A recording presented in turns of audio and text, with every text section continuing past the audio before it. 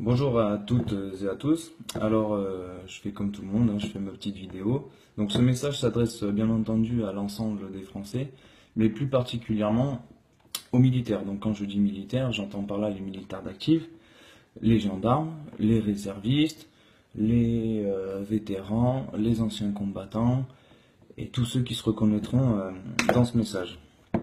Alors, je me présente brièvement, je m'appelle Sébastien, j'ai servi 8 ans dans l'infanterie. Euh, Au cours de ces 8 années, j'ai vécu 6 déploiements en opération extérieure, plus bien sûr tout un tas de petits vigipirates et tout ça, quoi. Donc je suis parti 3 fois au Liban, je suis allé en Afghanistan, au Mali, en Centrafrique. Et voilà, alors c'est pourquoi je vous dis ça aujourd'hui. Je vous dis ça parce que très naïvement, quand je me suis engagé à 17 ans et demi, je pensais, en étant un soldat de la France, que j'allais défendre mon pays, défendre mon drapeau, défendre mon peuple. Voilà, j'étais fier de tout ça, j'étais vraiment très très fier de tout ça. Et lentement mais sûrement, j'ai un petit peu déchanté pour en arriver à la conclusion à la fin qu'en fait je ne servais pas mon pays et mon peuple, mais je servais ni plus ni moins que les intérêts commerciaux du gouvernement, de l'État et des gens qui les manipulent. Voilà. Donc aujourd'hui, je voudrais faire un message donc à tous les soldats de France. Je ne peux, et je ne le ferai pas, je ne peux vous appeler à la révolte. Je ne peux en aucun cas vous dire allez, coup d'État les gars, on retourne le gouvernement. Je risquerai certainement des grosses poursuites judiciaires pour ça. Par contre, je peux et je vais vous appeler à la réflexion. Ça, je peux le faire. On dit toujours le soldat il n'est pas là pour réfléchir, machin, mais c'est totalement faux. Tout comme un CRS, la base du métier de soldat, c'est le discernement. C'est-à-dire que qui est en face de moi? Qui est en face de moi? Est-ce un ennemi ou est-ce un ami? Me veut-il du bien, me veut-il du mal? Qui est l'ennemi? Est-il devant? Est-il derrière? Est-il au-dessus de moi? Le discernement. Alors voilà. Donc, aujourd'hui, moi, j'ai plus envie de servir les intérêts du gouvernement, notamment pour les simples bonnes raisons que ce gouvernement m'écrase, m'opprime et me manque de respect tous les jours. La télé est allumée, je viens de voir Castacouille et l'autre grand pingouin là, les gars ils nous chient dessus quoi, ouvertement, il n'y a plus de respect quoi. Il n'y a plus de respect, les médias c'est pareil. Donc voilà, moi aujourd'hui je veux servir les intérêts de mon peuple. Alors, je vais faire un petit rappel pour tous les soldats de France et certainement faire découvrir quelque chose aux personnes civiles. Il existe, notamment dans l'armée de terre, ce qu'on appelle le code du soldat. Ce code du soldat, c'est le code d'honneur du soldat. Tout soldat de France se doit de le connaître, de le respecter et de le mettre en application. Il est d'ailleurs stipulé dans ce code que tout soldat se doit de garder un droit de réserve en matière philosophique, politique et religieuse. C'est pour ça que vous ne voyez pas aujourd'hui de vidéos de militaires en train de dire gilets jaunes, on en a marre et tout ça. Voilà, ils ont un droit de réserve, c'est comme ça. Alors, je vais vous lire l'article 1 du Code du soldat. Au service de la France, le soldat lui est entièrement dévoué en tout temps et en tout lieu. Il est bien dit, dans ce premier article, c'est l'article 1, le tout premier, au service de la France.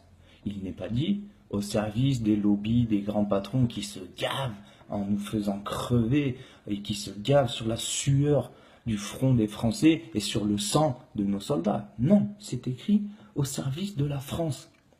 Alors, moi, je vais donner mon avis, qui n'engage que moi.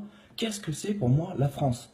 La France, c'est pas des multimilliardaires et le 1% de la population, non. La France, pour moi, c'est le peuple, c'est monsieur et madame tout le monde. Et c'est vous aussi, militaires, c'est nous. N'oubliez pas que ces gens-là, là, les gilets jaunes, c'est vous, c'est moi, c'est vos grands-parents, c'est vos enfants, c'est vos femmes, vos maris, c'est vos familles et vos amis. Alors, il faut vraiment pas oublier ça. Donc, notamment, messieurs les gendarmes, lorsqu'on va vous demander de vous mettre face à la population et peut-être de matraquer, peut-être de gazer, peut-être de boycotter, enfin, tout ce que vous voulez, n'oubliez pas qui est en face de vous. Demandez-vous où est vraiment l'ennemi. Pensez à ça. Je vais vous lire aussi, notamment maintenant, un article de loi. Voilà. Alors, les fonctionnaires doivent se conformer aux instructions de leurs supérieurs hiérarchiques en application des dispositions de l'article 28 alinéa 1er de la loi numéro 83-634 du 13 juillet 1983. Donc ça veut dire quoi? Ça veut dire qu'en gros, chaque fonctionnaire est tenu d'obéir aux ordres de son supérieur. Qu'il soit soldat ou général, il doit toujours obéir aux ordres de son supérieur.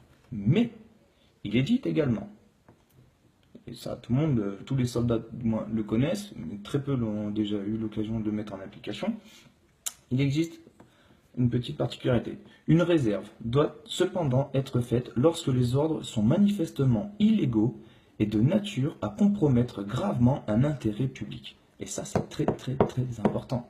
Ça veut dire que légalement, vous avez le droit, en tant que militaire, et je ne connais pas les législations de la police et donc des CRS, mais je pense qu'il doit y avoir une loi dans ce même genre, qui vous autorise à refuser un ordre si vous jugez qu'il est illégal ou immoral. Il est dit, je le répète, illégaux, de nature à compromettre gravement un intérêt public. Est-ce qu'on n'est pas en plein dedans, putain? Est-ce que c'est pas l'intérêt public? Toute la France, 80, allez, je vais dire une connerie, peut-être 90% de la France est en train de crever. On nous taxe à en crever. On travaille juste pour payer, rien d'autre. Et les petits, tout en haut là, qui donnent les ordres, ils vous donnent des ordres, ils vous disent d'aller nous taper sur la gueule. Mais on est comme vous et vous êtes comme nous. Vous êtes obligé de vous acheter votre propre matos. Vous trouvez ça normal? Vous trouvez ça normal qu'un soldat touche 1300 € par mois? C'est normal ça? Non, c'est pas normal. Alors, réfléchissez. Demandez-vous où est réellement l'ennemi. Indignez-vous, putain. Indignez-vous. Réfléchissez, parlez-en autour de vous.